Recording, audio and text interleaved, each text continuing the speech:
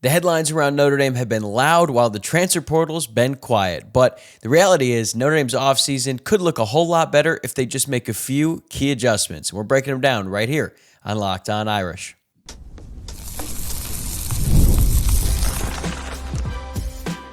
You are Locked On Irish, your daily podcast on the Notre Dame Fighting Irish. Part of the Locked On Podcast Network, your team every day. What's going on, and welcome in to Locked On Irish, your daily home for Notre Dame football. We're part of the Locked On Podcast Network, which is now the #1 sports podcast network, all thanks to your support. I'm your host, Tyler Wojciak. I graduated from Notre Dame, and now I'm a producer at Fox Sports, and I've been covering the Irish for the last 5 years. I really appreciate you being here with me on Monday, January 12th, and thank you for starting your work week right here by making this your first watch or listen of the day. And if you have not already, please just take a second to make sure that you are subscribed to the YouTube channel or following the show wherever you get your podcasts. We are still doing the show daily during the offseason, but these next few days will be especially newsworthy, so you're not going to want to miss out. This episode is brought to you by FanDuel. The college football playoff is here, and FanDuel is the best place to get into the action all playoff long. So visit FanDuel.com to get your college football playoff profit boost every game day. Well, it was an eventful weekend in South Bend, to say the least, so we have got a lot to discuss on today's show. We're going to start by addressing the Marcus Freeman police report and why it's a headline that is not going anywhere. Then we're going to break down the latest transfer portal intel and which players are expected to commit. And then I want to close with a bigger picture question that I've been thinking about for a while: why Notre Dame's messaging this offseason has felt disorganized, confusing, and more stressful than it ever needed to be. And I thought we were going to open today's show with more updates about the transfer portal, but unfortunately, that is not going to be the case, and that is because on Sunday morning, Austin Huff and Kyle Smedley from the South Bend Tribune reported that a police report had been filed against Notre Dame head coach Marcus Freeman, stemming from an incident at a high school wrestling invitational last weekend on January 3rd. Before we get into the details, I want to be as clear as I possibly can. This is a headline, not a story. The headline is going to draw plenty of eyeballs, but if you spend even a couple minutes looking at what actually happened, you will realize that Marcus Freeman is going to be fine, and this will be a blip on the radar by the end of the week, more than likely. So let's go through it. What is actually being reported? Well, the reporting states that a police report was filed following an incident that took place Saturday, January 3rd at Wojciak High School. The alleged incident involved Marcus Freeman, his wife Joanna, and an assistant wrestling coach at New Prairie High School named Chris Flieger, who is actually not even the head coach. He was an assistant. And I'm honestly annoyed that I even have to mention this guy's name because the attention is exactly what he wants in this entire situation. But we will get to that in a second. Marcus and his family were at the Al Smith Wrestling Invitational to support their son, Vinny, who is actually committed to wrestle at Cornell after he graduates high school. And according to the report, the alleged altercation took place after Vinny's match against a wrestler from Hanover Central, not even New Prairie, which is the school that Flieger coaches for, but Vinny lost the match. Vinny was then escorted off the mat and out of the gym by Marcus and the head coach of Penn, who is Vinny's coach. And while they were on their way out, Flieger allegedly began exchanging words with Marcus, Vinny, and the Penn coach, which led to what the police report described as, quote, physical contact between Marcus Freeman and Flieger, though the extent of that contact was not disclosed. Then at that point, Joanna Freeman became involved, and there was yelling back and forth between Joanna and Flieger until local law enforcement and Wojciak school officials were able to separate everybody. The report states the Freemans were not removed from the event, and they chose to leave on their own, which is unfortunate for Vinny because he was not present for the podium ceremony at the end. And then on Sunday, Notre Dame denied that Marcus Freeman made physical contact, and they released the following statement. I'll just read it in full. Quote, Vinny Freeman, head coach Marcus Freeman's son, was verbally accosted during and after his wrestling match by a local wrestling coach. Marcus and Joanna Freeman intervened and removed Vinny from the situation. At no point did Coach Freeman physically engage with anyone. We believe that the police report, which includes video evidence, fully exonerates Coach Freeman and makes clear these accusations are totally unfounded. End quote. The Wojciak Police Department also stated its investigation is complete and that the report has been sent to the St. Joseph's County Prosecutor's Office to determine whether charges will be filed, although university sources told ESPN's Heather Dinich that no charges are expected. So that is what is being reported. Now let's talk about what actually happened here. Because if you've been on message boards or social media over the past week, you probably saw rumblings about this. That's not surprising, obviously, when something happens in a relatively small community involving an extremely high-profile figure such as the head coach of Notre Dame, word is going to spread fast. And I'm honestly surprised we have not seen video of the aftermath yet, which might actually tell you how brief and uneventful this really was. So when I first heard about this a week ago, I was confused and pretty skeptical. But where there's smoke, there's fire, and there was enough smoke that I believed something happened. I just didn't know the extent. So I asked around, and I spoke with some people who had heard about it from other individuals who were actually there.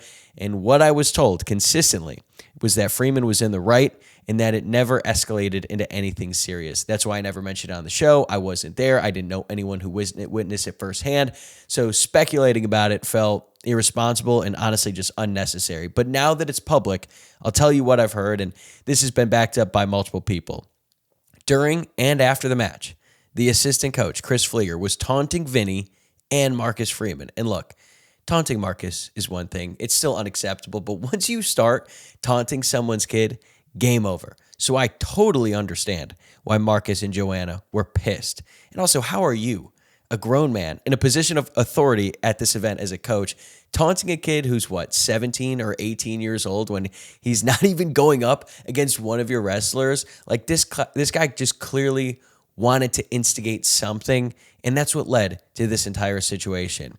I feel like I know everything about Chris Flieger, even though I've never met him and I didn't even know he existed until recently. Because when I was in high school, I used to be an umpire for local baseball games, and it was a great job. I absolutely loved it. It paid really well for a teenager. Plus, I love baseball, and I enjoyed being around the game. I started out doing 7- and 8-year-old games, but as I moved up to older age groups, the games got better, and the adults got way worse, especially the coaches. If you want to lose faith in humanity fast, go out and referee a teenage sporting event. It brings out the absolute worst in people, especially the grown adults who are supposed to be the mature ones. And more often than not, it's the coaches. I never had issues with the kids, ever.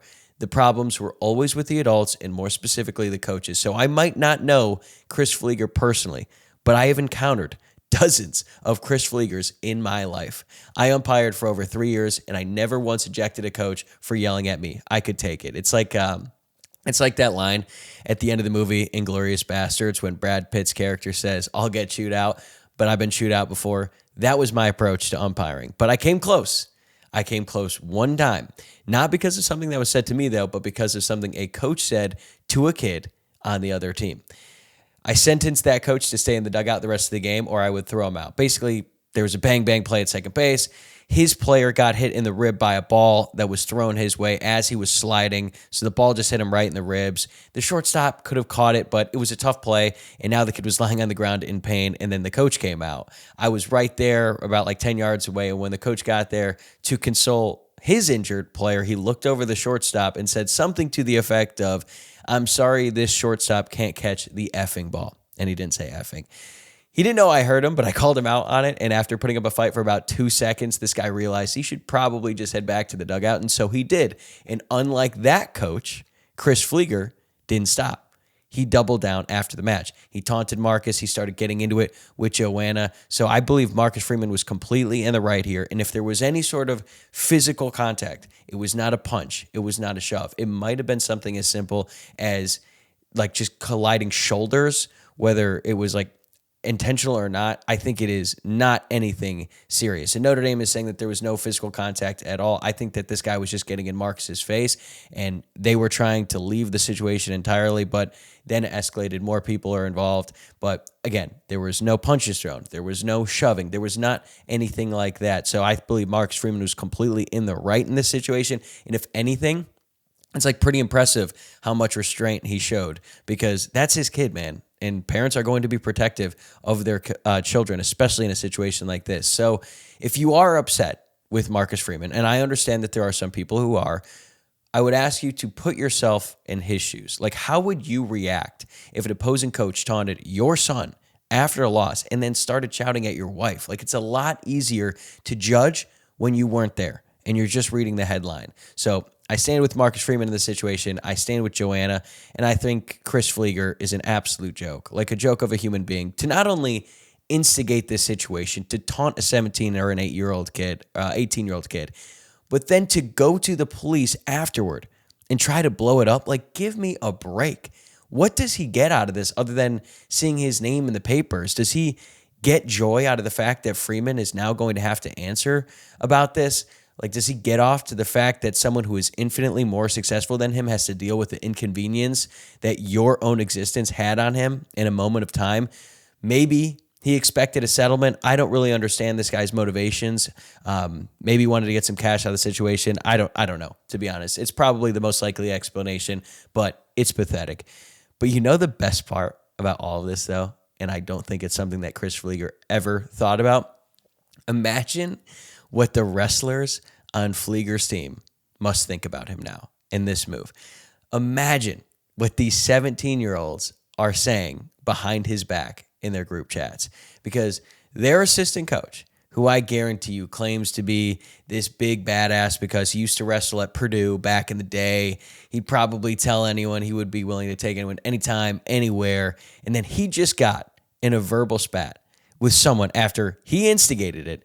And then after the fact, he cried to the police and accused him of assault.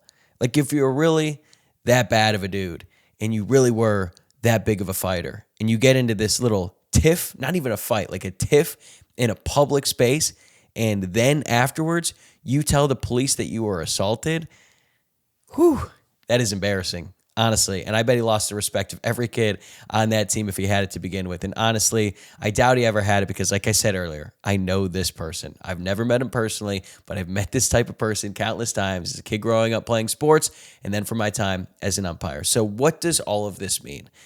To be honest with you, this is nothing more than a headline designed to provoke a reaction. And I'm not criticizing the South Bend Tribune at all. This is a story in the town. They've got a report on it, but the police report was just so unbelievably unnecessary in this situation.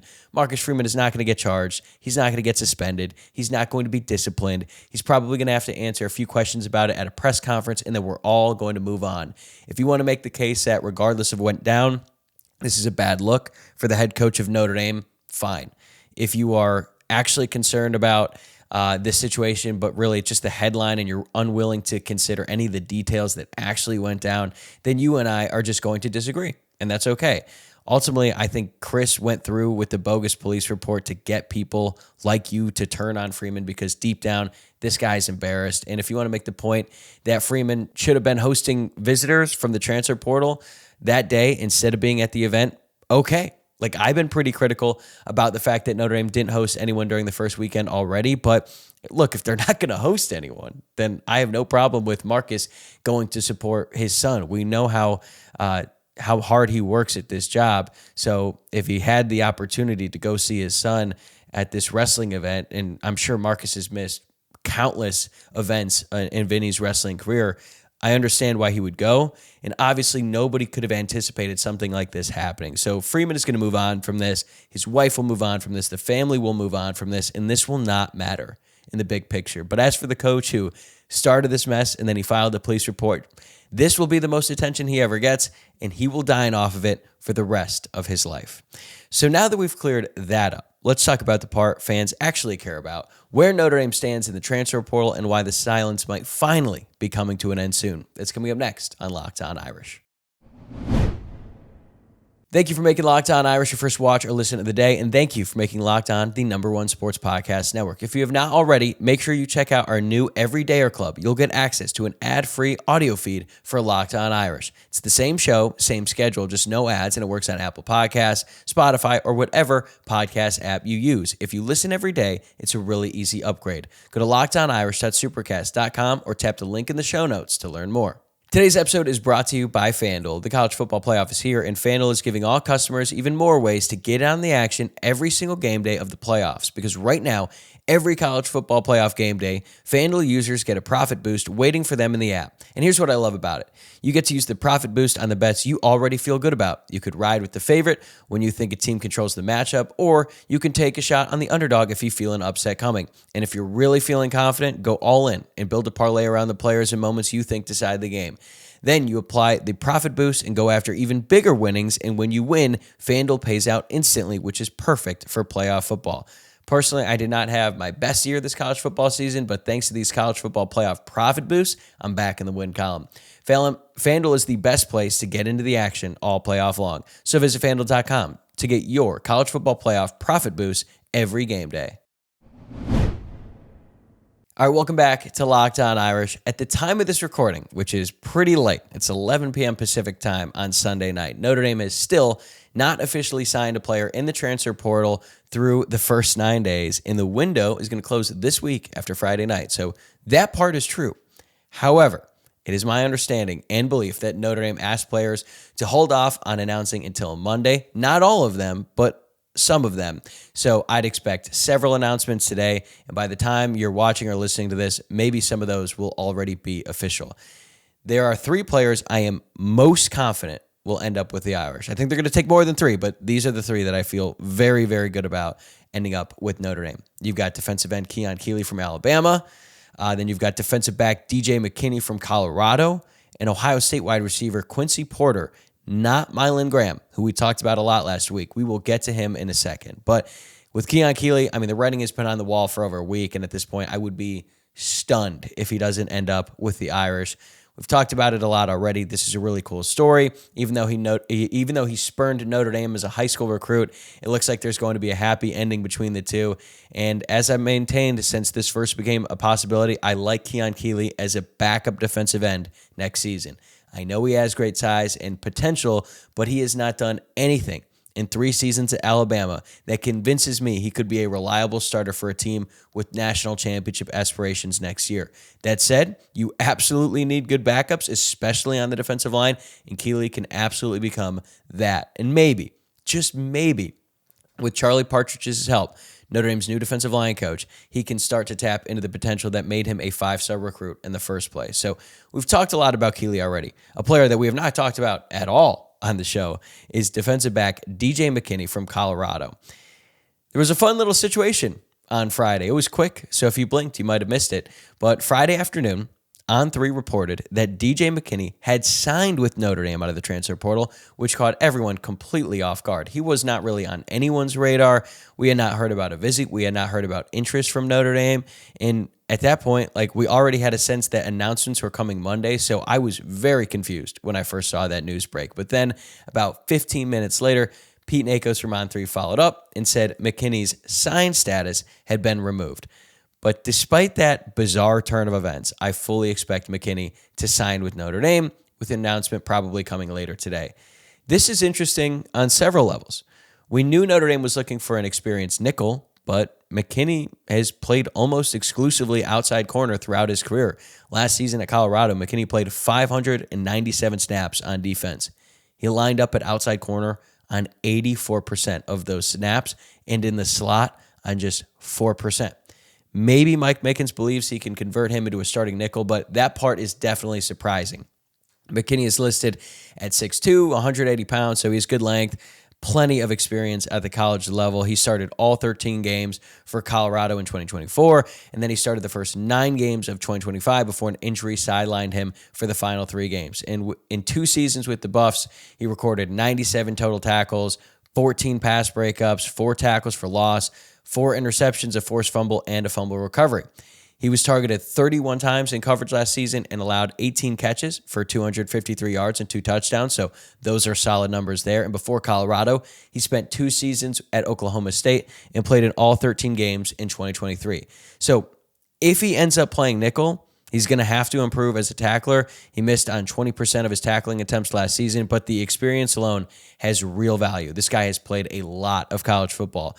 And personally, I'm just going to trust Mike Mickens on this one. I still have questions about McKinney's ceiling and his fit in the room, but Mickens has certainly earned the benefit of the doubt. And when Notre Dame signed Jordan Clark from Arizona State out of the portal a couple years ago, a lot of people, myself included, were very skeptical. And then Clark ended up becoming a key contributor on one of the best defenses in the country. So we'll see if Mickens has found another diamond in the rough.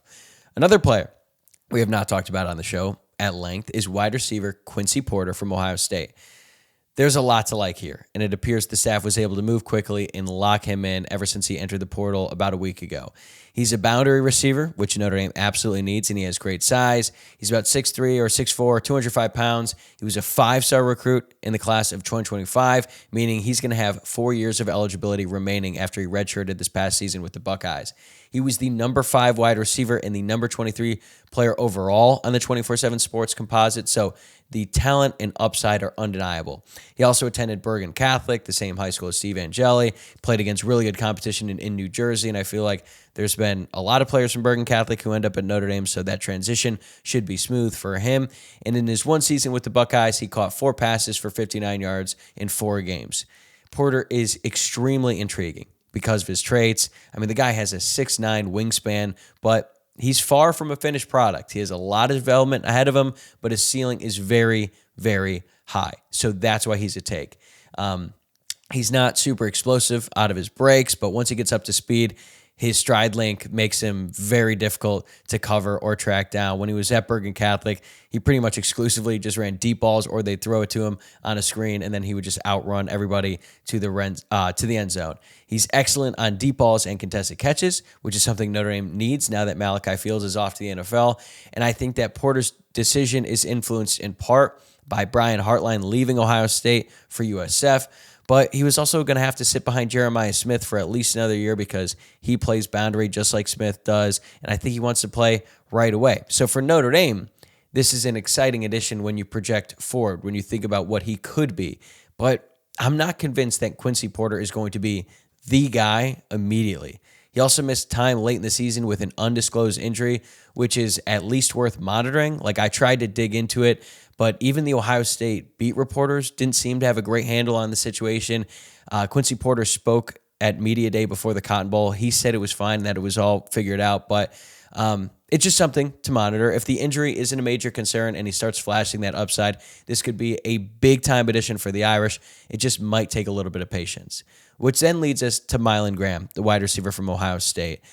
Look, this situation has been a roller coaster, and last week there was a point where I thought he was definitely going to Notre Dame, but as of this recording, which again is late Sunday night, I do not expect Graham to end up at Notre Dame. I know that's surprising because a few days ago it felt like a done deal, and on Saturday, both Steve Wiltfong and Pete Nakos from On3 put in crystal ball predictions for Graham to end up at Notre Dame, and those guys are not wrong very often.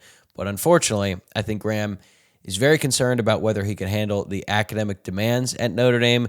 That was a roadblock during his high school recruitment when he was coming out of Fort Wayne, Indiana, and after 2 years in college, it appears to be an issue again. Just a few days ago, it felt like Graham was a lock for Notre Dame. Maybe he even committed. I'm not sure, but things move extremely fast in the portal, and now it feels more likely that he returns to Ohio State, which is something that seemed impossible as recently as Saturday, but Ohio State is obviously going through some coaching turnover. They've been decimated at the wide receiver position, even though they still have Jeremiah Smith and Brandon Innis at the top. A lot of the young guys left once Hartline left, so they've had to figure out that situation. They've had to get some more money figured out. So I think that is ultimately why Graham is going to end up back at Ohio State. Plus, I think in his mind, he might be guaranteed more time because my biggest question was how Notre Dame was going to use him, considering he is a field receiver, and the Irish already have a really talented field receiver in Jordan Faison. I think they would have figured it out so that those two guys could be on the field at the same time. But if he feels comfortable at Ohio State, I'm not sure he ever really wanted to leave, but with Hartline gone and it's just some uncertainty about Ohio State and that the receiver position there, I think that's why he entered his name in the portal. And if he doesn't end up at Notre Dame, it's unfortunate because Graham is a really, really good player who looks like he's ready to contribute right away. But that said, if Graham ends up at Ohio State and all Notre Dame ends up with is Quincy Porter, like that's still a pretty damn good consolation prize. And I'm not ready to completely shut the door on this because, it could absolutely change again. It's already changed multiple times in the past week. Marcus Freeman really wants Graham, and if he keeps pushing, that could still matter, and maybe he can sway him back to the Irish in the end. A few other portal notes. Armel Mukam is returning to Notre Dame after entering the transfer portal. Mukam has not played much during his career. I mean, he only logged 59 or 69 snaps last season and had just 5 tackles, but still, Notre Dame is so thin at defensive tackle, they need the bodies. And the person that they're going after the hardest at that position is Francis Brew, the defensive tackle from Texas. And Notre Dame is still in the mix for him as of now. He's far and away the most important remaining target on the board for the Irish. It's the biggest position in need, and he's the best player left that I think they're really in the running for. And after he visited Ohio State this past weekend, which is just 12 miles from where he grew up, it felt like the Buckeyes were the favorite.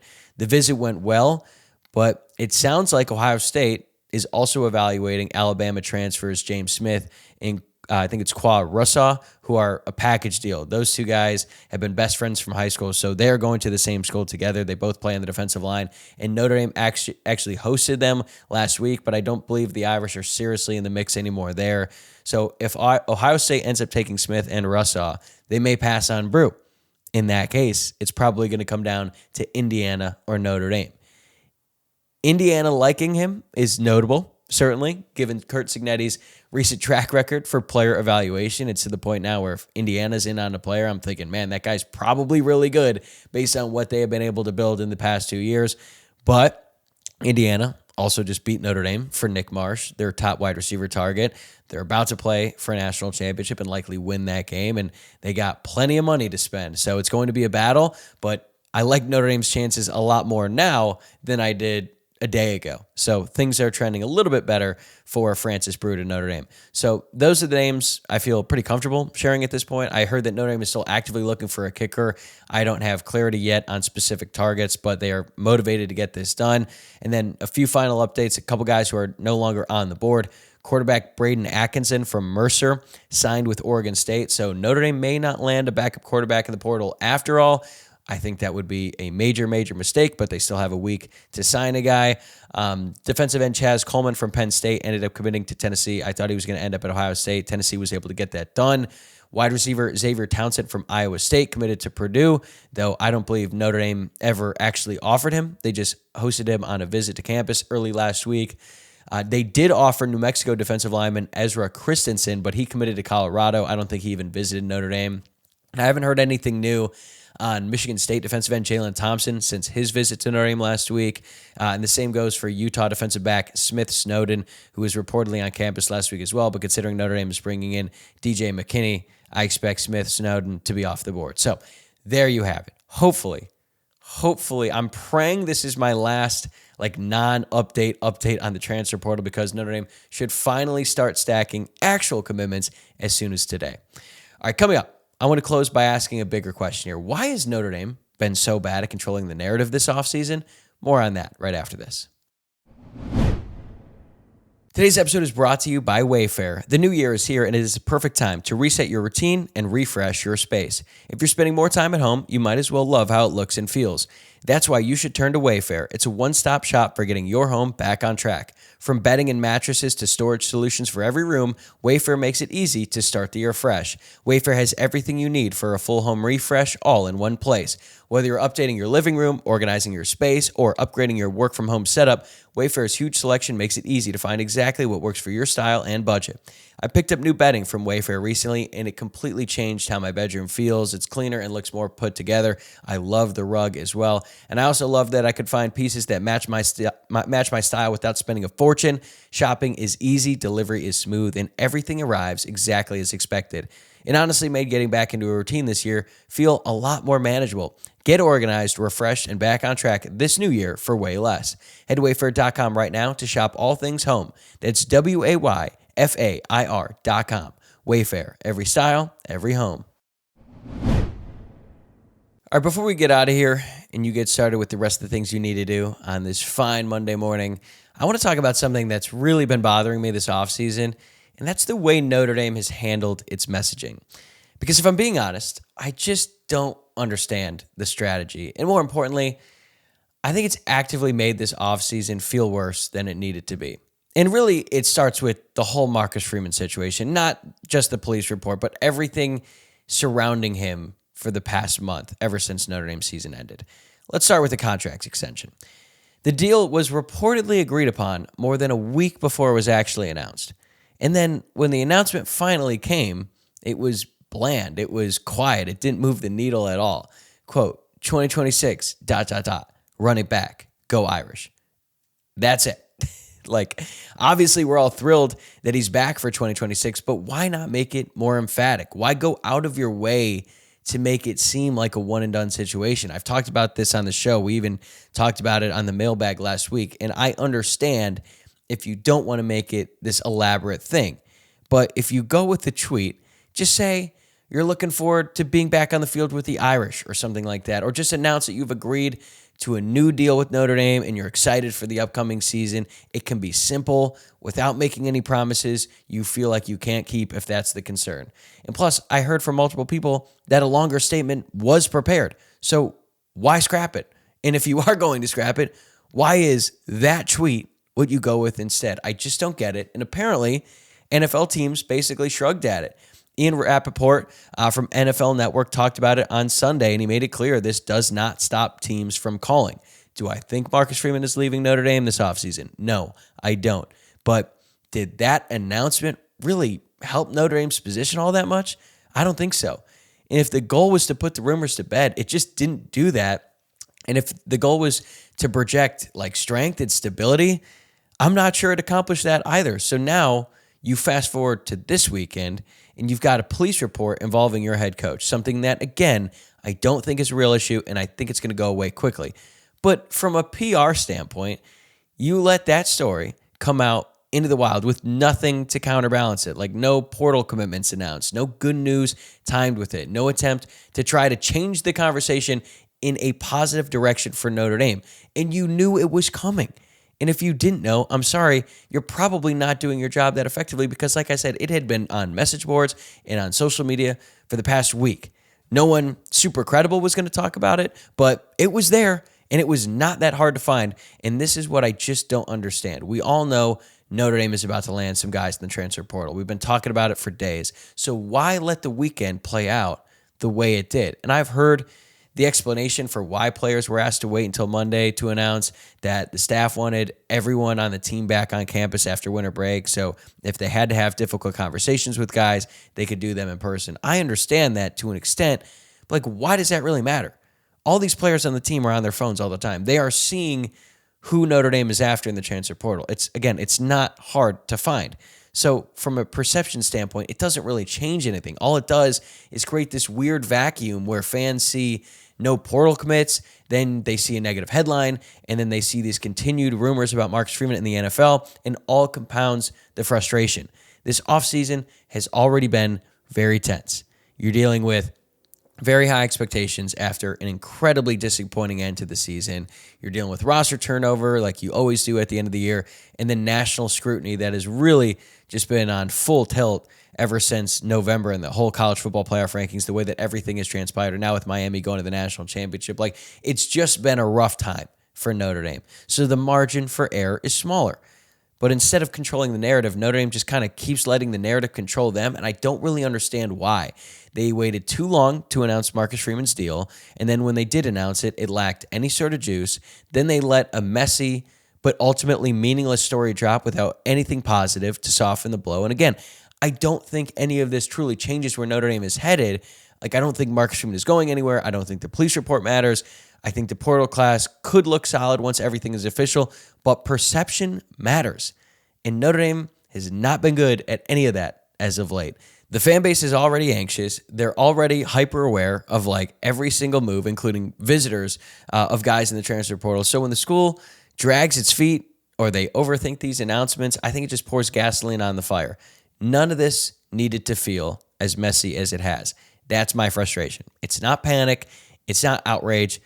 Honestly, it's confusion more than anything. Hopefully, once these portal commitments become official, this all fades into the background. But going forward, Notre Dame just has to be better at understanding the moment because right now they're making things harder on themselves than they need to be. All right, that is going to do it for me today. Thank you again for making this your first watch or listen of the day. Really appreciate you being here as always. And if you enjoyed the show, please hit that subscribe button on YouTube, follow the podcast on your favorite platform, like the video, rate and review the show. It really helps us grow, and I really just appreciate all the support that we've had on this podcast. And if you never miss an episode, the Everydayer Club is built for you. Get Locked On Irish ad-free, plus members-only Discord access and more. Head to lockedonirish.supercast.com to join the club. I'm going to be back here tomorrow, hopefully, to react to some actual transfer portal commitments, and we should finally be talking about players joining Notre Dame instead of waiting on announcements. I'll see you then.